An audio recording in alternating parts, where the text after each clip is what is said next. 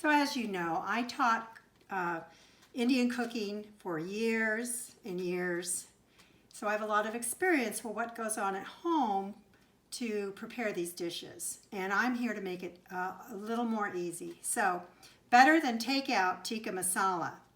And Tikka Masala is wildly popular all over the world. It's a kind of a mildly spiced. It doesn't have a ton of spice in it. And I'm just going to finish stirring in the fresh cilantro at the end. So doing that right now. And it's ready. But how did I get to this point? Because the issue with curries is that, well, they have so many different spices in them if it's a good curry recipe. And in this case, there were 11 curry spices, which is a lot. And on top of that, when I was researching this particular recipe, all the recipes had you measure out all the spices for the chicken marinade and cut ginger and garlic, and you get that chicken marinade. So I bought chicken a little bit earlier in the day, and I cut it into bite-sized pieces, and I put the spices in it, and etc. And the recipe's below for you in the description, and I set the marinade aside. But the other thing is when you get to the sauce part, then the recipe tells you to measure all those spices again and cut more garlic and ginger. I call that the definition of insanity. So I came up with the Tikka Masala spice mixture.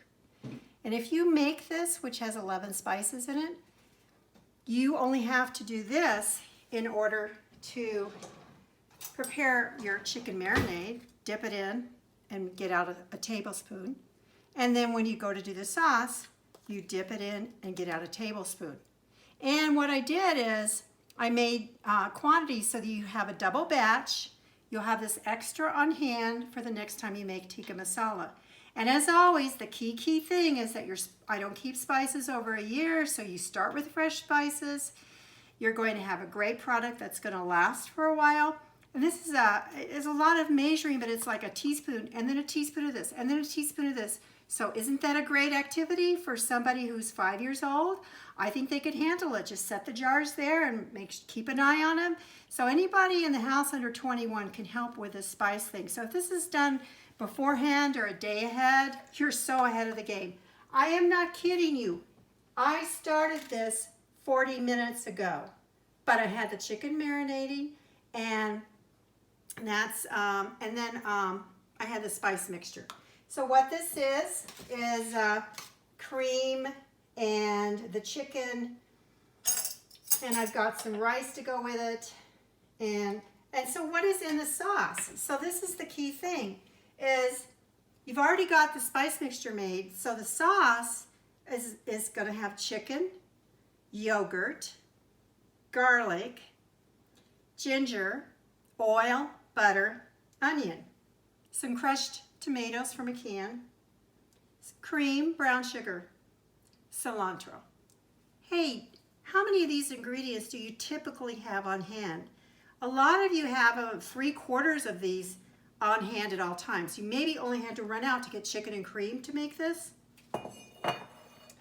So 40 minutes ago, and here we go. And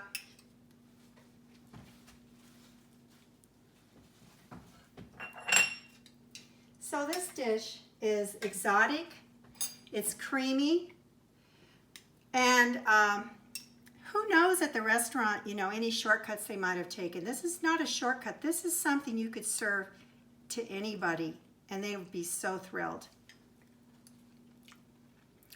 And one advantage